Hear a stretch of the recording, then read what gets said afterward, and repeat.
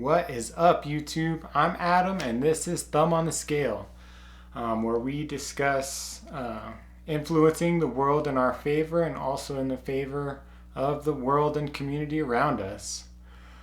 Today, I wanted to go ahead and go through one of my most used and probably one of my most favorite apps that I use. It's a investing and savings app called Capital.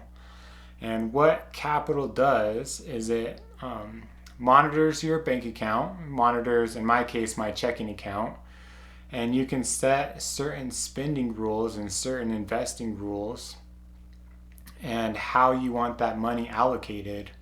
And basically what that does for me is it forces me into savings. I put a rule in, and for me, I feel like I have to follow that rule once I've go ahead and established it.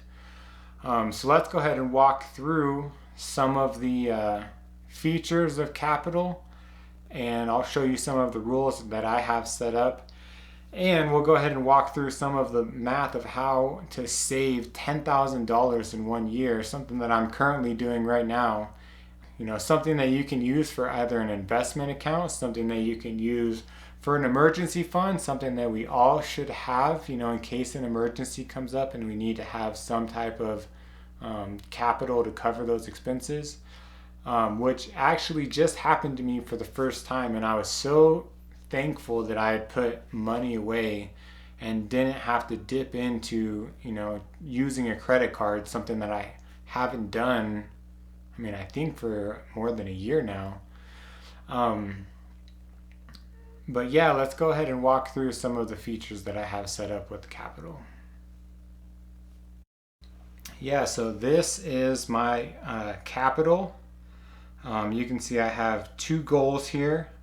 My first goal is the one that actually tracks my bank account. So any purchase that I make or any deposit that is put into my account, it rounds up. You can see here's the two rules that I set up. Round up to the next $2 and then save 8% of all deposits over $50. And the way that looks is, so, instead of rounding up to the next dollar, I have it round up to $2. So, basically every single purchase is, somewhere around $1 to $2.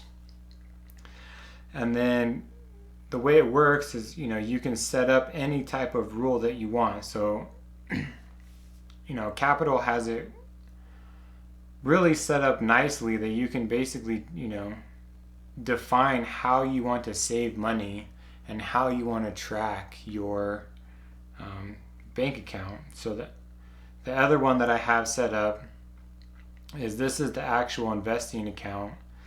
And the way that this one works is save $100 every single week. So out of the 52 weeks out of the year, at the end of the year, I should have $5,200 in this account.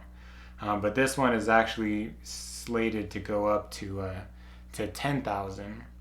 And that's basically my goal right now, is to get $10,000 into this investment account.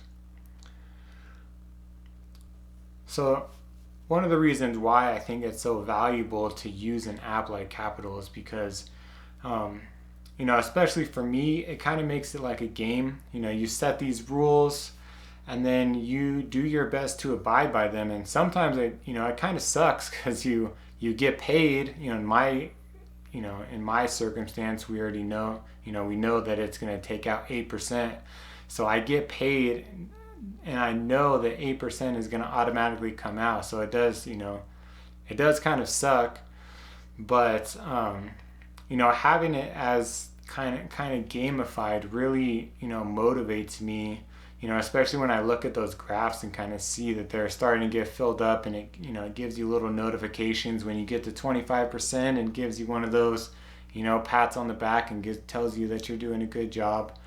But I think that it's really important to actually, force yourself into saving this money. Don't give yourself the choice not to.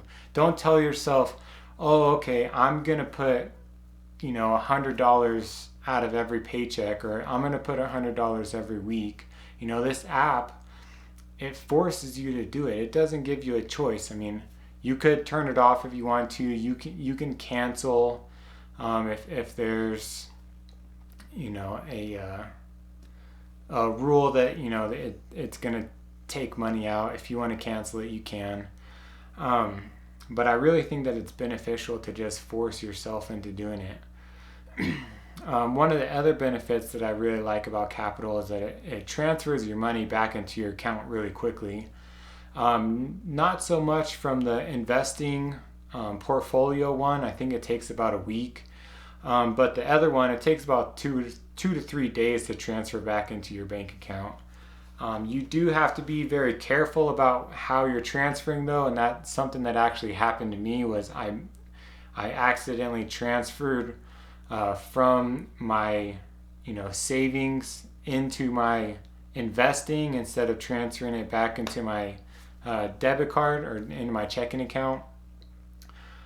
So you do have to be kind of careful about that. If you need the money, obviously, because at that time it was basically for a dentist appointment, a dentist bill that I wasn't anticipating.